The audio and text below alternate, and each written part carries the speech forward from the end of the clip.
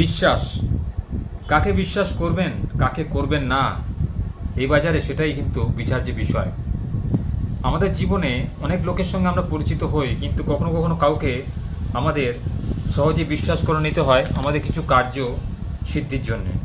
কখনো কখনো এই বিশ্বাসটাই কিন্তু আমাদের কাল হয়ে দেখা দেয়। কোনো মানুষকে অন্ধভাবে বিশ্বাস করা যে কতটা ভুল কাজ সেটা আমরা অচিরেই টের পেয়ে যাই জীবনে যখন আমরা ক্ষতির মুখে সম্মুখীন হই। কেউ যখন আমাদের ক্ষতি সাধন করে, আর্থিক ক্ষতি হোক, শারীরিক ক্ষতি হোক, বা মানসিক বা মনের ক্ষতি হোক, প্রত্যেক মানুষের জীবনে এই দুর্যোগ কিন্তু ঘনিয়ে আসে শুধু কিছুটা ভুল কাজের জন্য, ভুল লক্ষ্যে বোঝার জন্য আমাদের কিন্তু তার খেসারত দিতে হয়। তো আজকে আমি বলবো যে কেন আপনি অচেনা লোকের থেকে দূরে থাকবেন বা অচেনা লোককে সহজে বিশ্বাস করবেন না, যেটাকে বলে এক দেখায় বিশ্বাস করা। কলিযুগে কোনো মানুষকে এক দেখায় বিশ্বাস করতে নেই, কারণ কোনো মানুষকে এক দেখায় বিশ্বাস করা মানে তার উপরে অতিরিক্ত বিশ্বাস ছেড়ে দেওয়া, অতিরিক্ত তাকে সমস্ত কিছু অধিকার তাকে আপনি ছেড়ে দিচ্ছেন।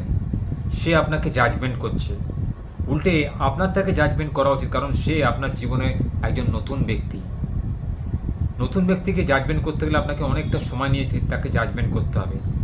যে ব্যক্তিকে আপনি বিশ্বাস করছেন, যাকে বিশ্বাস করে আপনি মনের কথা খুলে বলছেন, আপনার পরিবারের কথা, আপনার ব্যক্তিগত কথা খুলে বলছেন, সে আদৌ সেই কথাগুলো গোপন রাখবে কি না, বা সেই কথাগুলো শুনে আপনার কোনো ক্ষতি করবে কি না, বা আপনার সমূহ ক্ষতির কারণ হয়ে দাঁড়াবে কি না, সেটা কিন্তু বিচার্য বিষয়।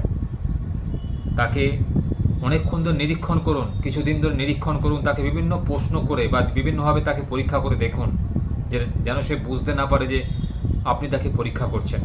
তার মন পরীক্ষা করুন, তার হৃদয় পরীক্ষা করুন, যে সে প্রকৃতিই আপনার শুভাকাঙ্ক্ষী কিনা, বা সে আপনার সঙ্গে জীবনে একসাথে পথ চলতে চাইছে কিনা, সে কি চায়, তার মনটা পরীক্ষা করে দেখুন। তাকে লোভ দেখান, সে যদি লোভ দেখানোর ফলে আপনার সম্পত্তির প্রতি লোভাতুর হয়ে আপনার ক্ষতি সাধন করতে যায়, বা আপনার বিরুদ্ধে কিছু কথা বলতে চায়, বা আপনার বিরুদ্ধে কোনো ষড়যন্ত্র করতে চায়, তাহলে অচিরেই আপনি বুঝতে পেরে যাবেন যে যাকে আপনি বিশ্বাস করেছেন অন্ধের মতো, সে কিন্তু আসলে একটা দুধ কলা দিয়ে পোষা কালসাপ।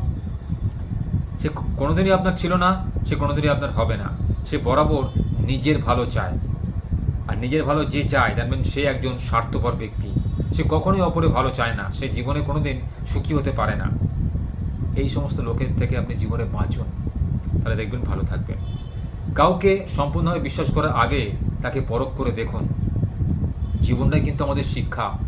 ভগবান আমাদের প্রচুর শিক্ষা দেন, বিভিন্ন রকমভাবে বিপদে ফেলে আমরা ভুল বুঝি ভগবানকে দোষারোপ করি।